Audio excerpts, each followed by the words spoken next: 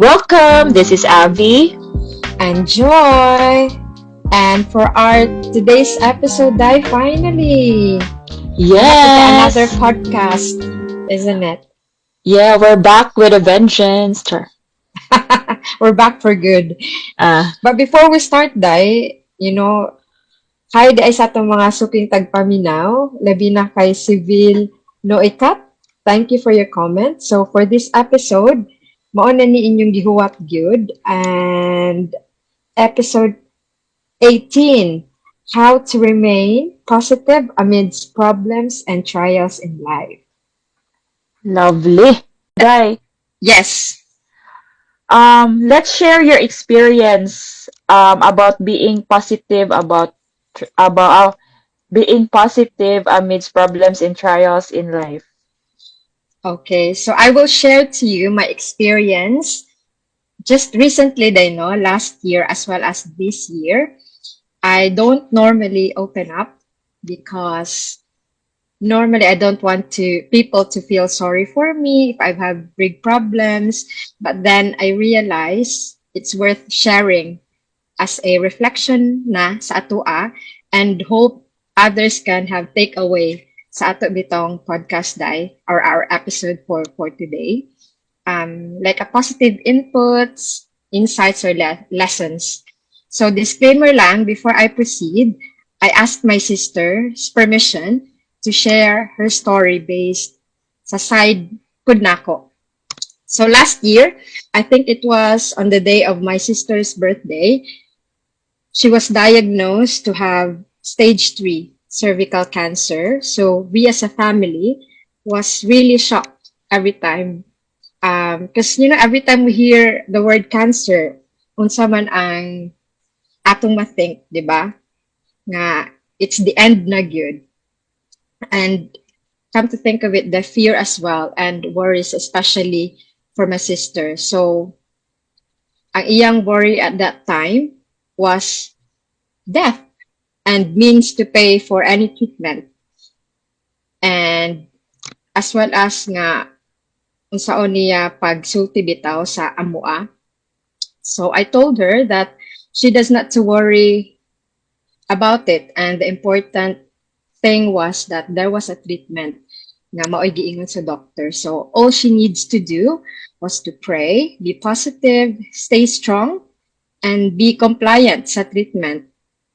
In terms of the treatment, we help her with it on top of the other things or means of support. With God's grace, my sister finished all her treatments and now naas na siya dahil sa iyang 5-year surveillance with series of consultations, tests, and scan as well. So far, she had her cervical smear and came back negative. So in addition, it was a blessing para sa ako personally, blessing in disguise and a wake-up call pod that I need to look after myself in terms of my health. It's a reality that sometimes we ignore no symptoms, for example, and just carry on with our life.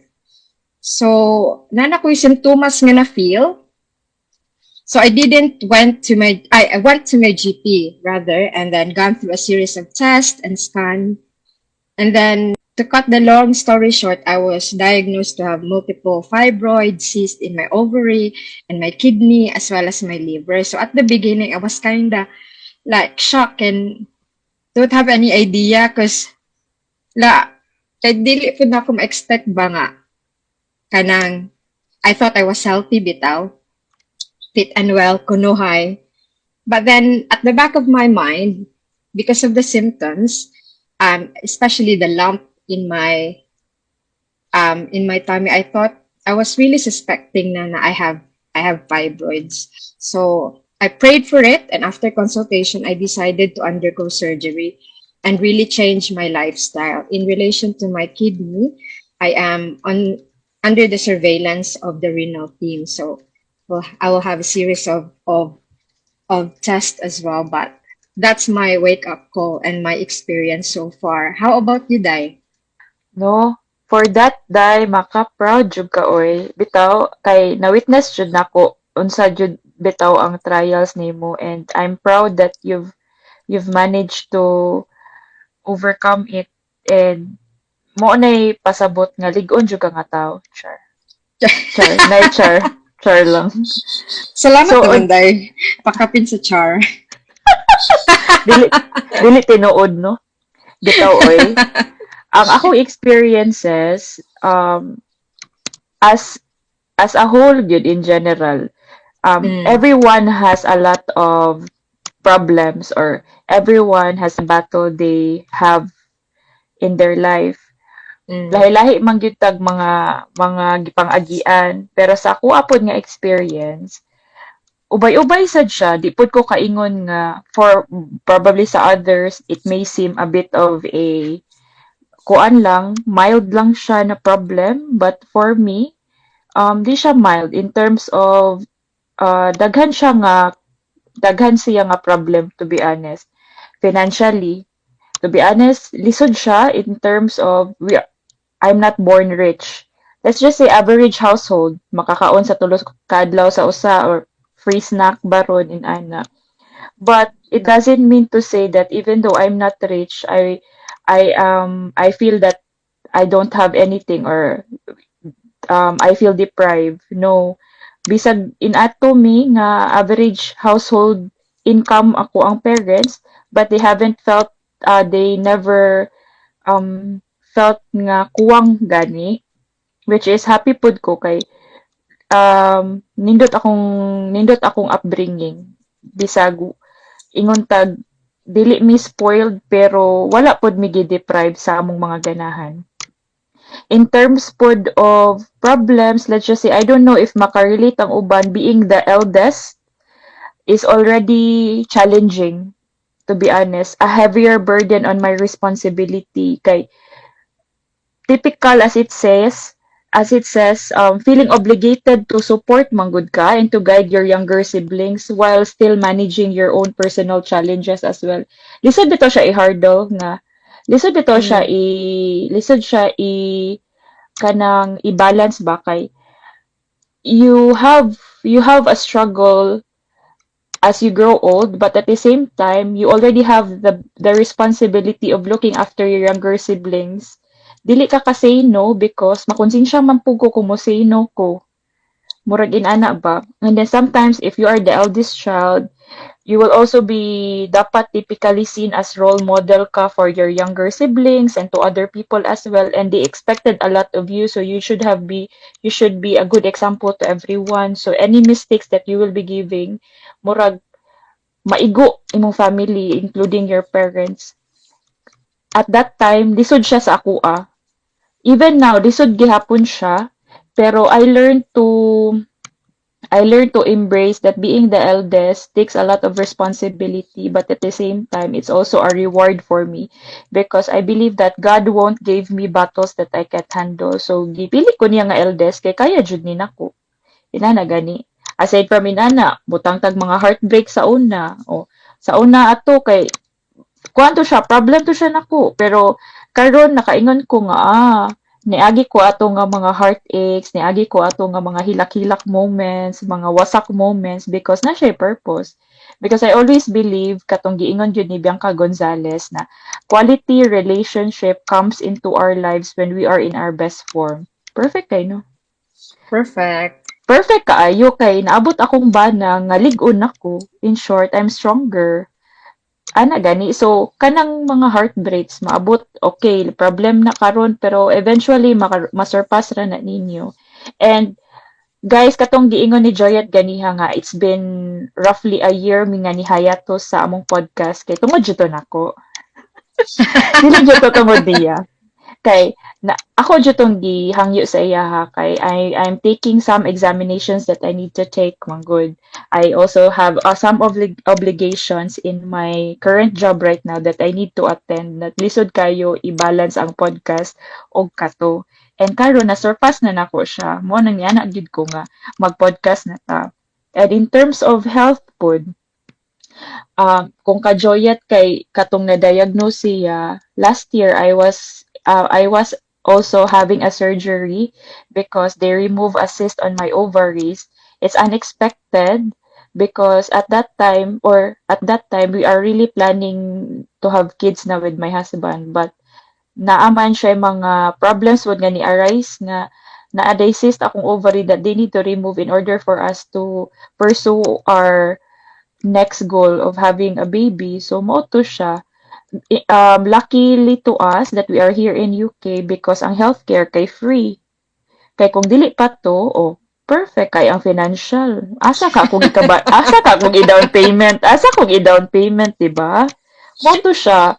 And then at the same time, nagkuan po ko, nag-social media detox ko. I was away from social media for nearly 2 years already because na-pressure ko sa society to keep up. Not really to keep up, but kind of ganing unconsciously scrolling everything in the internet that you're thinking, oh, how good is their life be? Oh, I like this one. I like the life that I wanted, but we don't know what their life is after that social media thingy. You want to keep up with the society, you want to be relevant, nya mura kog na overwhelmed atong kuan ba that I need to find myself. That's why I cut off everything and just be present in the moment. So mao to siya guys, akong mga problems and trials in life nga nakaingon ko nga naagian nako and napay mga future problems po. Oh, something good came out Yeah. of it. Mm. Well done, Dai. Well done, kaayo. So, Dai, proceed us our next question, no? How do we like overcome ang mga problema or deal with it? As what I've said earlier in terms of financial problem, 'di ba? Mm. I became honest with myself that I'm really a compulsive buyer. I'm really a spender rather than a saver. The time that I decided and be honest with myself about my negative bad habits in terms of money is the time that I decided to eventually correct it. So what I did to correct it is to listen to people who overcome their financial problem and turned it into their financial freedom. So naminaw kog mga tao nga nindot para i-mentor financially. Like naminaw kog podcast about Chinkitan. I've read books about financial literacy like Poor Dad, Rich Dad. Kanang something nga mo help nako financially because they have proven it all the times. Asa man mo maminaw sa katong pobre or sa katong dato, ato mo maminaw sa dato. Kay ganahan man ka mo moadto nila. Dato pero humble. Kay ingon lagi si Warren Buffett ba nga do not save what is left after spending but spend what is left after saving. 'Di ba? Kita man gud anad kita mo gasto diri, ikaw magasto ara ra mo save pero wala ta kabalo nga ala oy bugat kayo siya basta naa kay ginadanga utang problema mo take siya toll sa imong life to be honest. Aside from that, I overcome being an eldest because I learned to delegate now. I learned to trust in my other siblings that they are also matured enough to handle problems. Sa una ako ramang good, I din isla kabalo, pinana. But now I learned to be able to trust them. I learned to say no and be honest of my situation. As an OFW, it's really difficult. Abi siguro nila nga ang dato kay ang OFW pero dili jud. Ultimo piso diri kay ginapaghirapan na namo no kay tai ang katapat charing magilo-ilo tinuod jud na kanang anak nga movie tinuod jud na kanang Kabilma Santos nga movie tinuod jud na so I explained it to my parents my situation. I explained it to my siblings how difficult it is to be an OFW, and at that time I was very relieved because we had a transparency between my parents na wala sa una namo nga karon kabaw na sila sa situation nako. Kung unsa ray mahatag nako, mao ra na dili na sila mangayo and they value it even more. And which is I surpass it. Mo na nindot jud if you have good relationship with your family and then be honest and be transparent all the time. Because dili man na sila mananagna, no? So dili ka magpatagna-tagna sa imong sitwasyon. Imo sa storyaan. Mm. Kaya sila, dili na siya basher. They are there to support you. In terms of heartbreak, sus, mga batanon diha, it's not the end of the world. Bahala, ihilak ra na, pero padayon na gid mo sa paglambo. No? Kay part ra na, you need to learn from it to be able to build a strong character. And then kung naamoy mga examination like me, kung unsa inyong gipangkuan diha, akong mastorya ra jud what you focus on expand. So anything na murag distractions in terms sa examination, let go of it. Anything na won't help you to fulfill your goal, let go of it. Kay dili man na, kay eventually you will you will be successful by letting go of the distractions temporarily lama kay greater rewards man in the long in after it. And then in terms of health, I learned that because I'm not getting any younger, although I'm young at spirit and at heart, sure. Pero na-learn ako na dapat active lifestyle na jud ko ron. Active lifestyle, and then I will remove the toxic people in my life. The lesser the better. Mo na kong na-learn. And then I don't mind if what other people will tell about me, because at the end of the day, I'm not here to please other people, but I'm here to do what I wanted to do in my life, and stay and being humble na ma-proud akong parents na ako, ma-proud po ko sa akong achievement na wala ko nanamak og tao. So ana siya guys, maka-proud. Truly good. Mo gid bitaw na importante gid ang honest and open communication, isn't it? Especially like nata sa layo. Ikaw Dai, sa katong imong mga experiences na you've said earlier, how did you overcome it? So I deal with it, Dai. So I don't normally share, because you know me, I'm more of a listener. But through the years, I learned to share and unloading my burden and problem. Syempre sa Ginoo through prayers and family and friends like you guys. As well as, in prayers, Dai, it gives you like, a positive perspective. And in terms of sharing it with your friends, it's like a shoulder that you can lean on.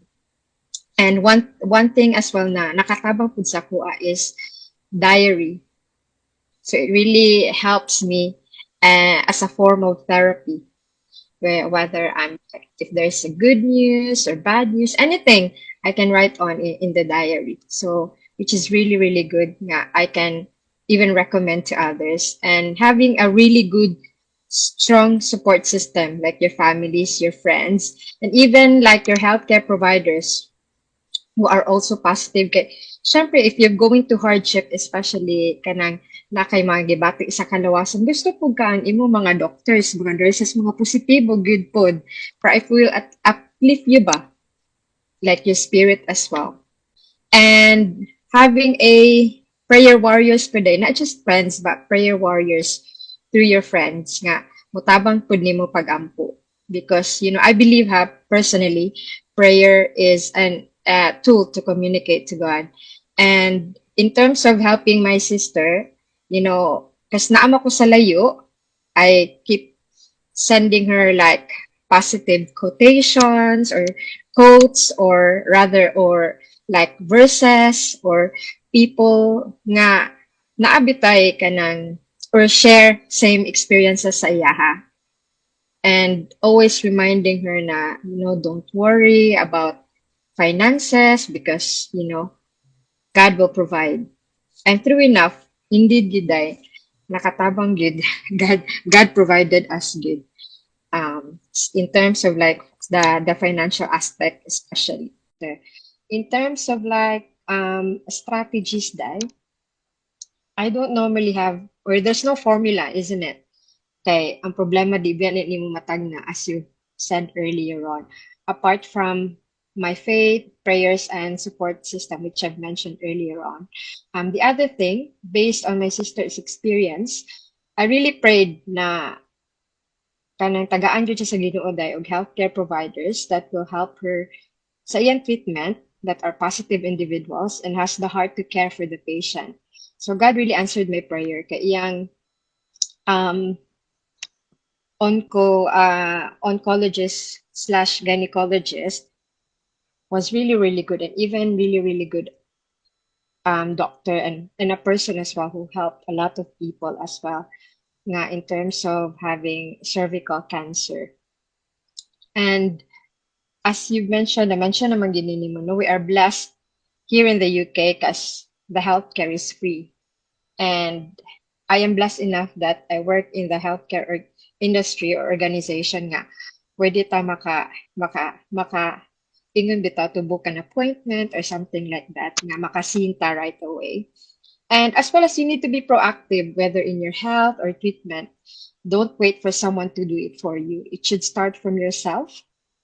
Like in my sister and in my case, we have to act on it. From the appointments to funding. In my sister's case, with the guidance of her onco-gynecologist consultant, she was able to seek aid as well from the government sa ato aday sa Pilipinas. And sa insurance po niya day, which nakatabang po biya sa iyang treatment. And lastly, change in lifestyle from what you eat, from exercise, and conditioning your mind.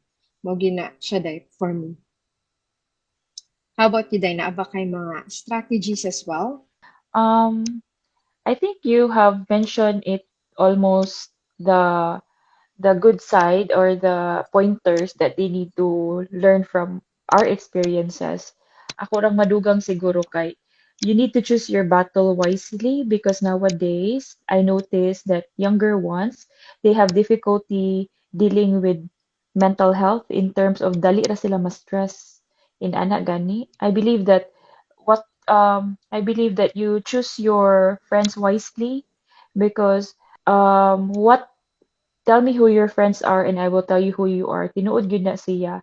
It can make or break you as an individual. Nowadays, it's really easy for you to be exhausted. Mo na ko na notice ha. And then at the same time, kanang the few is better, guys. Always remember, few is better in terms of health. If you think that that person is very toxic in your life, let go of it. You don't need to feel bothered about it because if it won't help you in the long run, then let go. Ayaw kayo mugklingi sa mga tao nga ingon ana.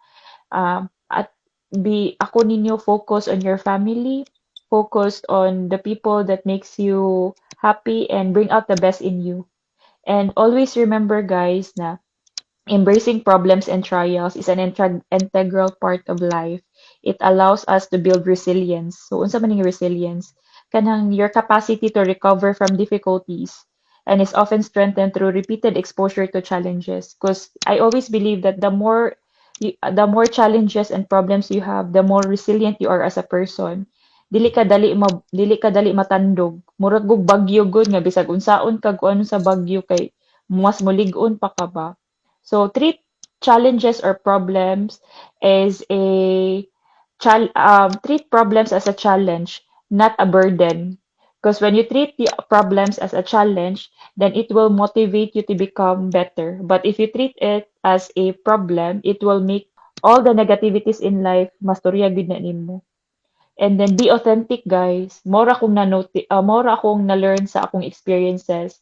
Being authentic kanang ayaw mo kauwaw. Ayaw ay in terms sa if you are like example ako Bisaya ko. Sometimes na ako'y mga diction nga bugat kaayo in terms sa mga Tagalog or ana but before I will kanang mura kog kanang mauwaw ana nga lo my diction itself may nana but when I was growing old already and when I went here in UK I embraced it because it made you unique. It will make you more beautiful and the people will be accepting of you and will never judge you kay ikaw man na dili man na nimo siya malay mora to die akong mapuno sure. Wow. Bugat-bugat gid siya, Day. Thank you kaayo. Murag Miss Universe gana and I thank you. So, Ay, Day, galing what no. can we share sa atong mga tagpaminaw who might experience or going through similar situation like us and still maintain to be positive? Kuan, be honest about your intention and yourself. Mm, Focus focus on what is your priority in life, but take it one day at a time so that you won't be overwhelmed about everything. mm, Because mao man na happen sa ako ganahan ako solusyonan dayon akong problem in an instant without knowing that it affected me mm, as a being and it affected me mentally. So in Anna, ayaw pressure sa life because life should be about enjoyment and life should be lived in the present. If you think Mm-mm. that kanang naamoy mga ganahan balikan sa past, ayaw na ninyo baliki ang inyong past. Kaya importante man ang present. You need to learn from your past and live in the present and look forward sa inyong future. Like for example, karon kanang in terms sa physical lang ha, kanang gamay kay ko sa uno. Then kung magsige kog balik-balik sa uno lang, gamay kaayo ko. So I embrace what are the changes in my body images right now and learn to embrace it. And then at present, I'm getting more active and healthier so that I will be able to bring back my youthfulness. Ah, my youthfulness. Wah, in, si Paa. Dili, oy, kanang i-embrace lang ninyo ang changes sa inyong life ba? Because mo mong ginay constant. The only Mm. constant in this world is change, ra gyud. And when you learn to embrace it, life is really beautiful. And always Mm. be grateful and be humble always. Wherever you go, whomever you speak with, bisan pa na silang janitor na, be always humble because you'll never go wrong if you are humble and continue to learn each and every day. Mm. Tama gid siya, Day. Very well said again. Miss Universe, ikaw ba yan? Ay, Miss Kasuntingan. So, so in addition, Day, feeding your soul with God's word. For me, aside from families and friends, my faith really helps me a lot to have strength every day and always have a grateful heart. And also, one thing that came out in this like experiences nga or trials nga among experience for the last 2 years, it made us stronger and it made us closer as well. Because back in the day, sa mga gagmay pa mi, di man gid mi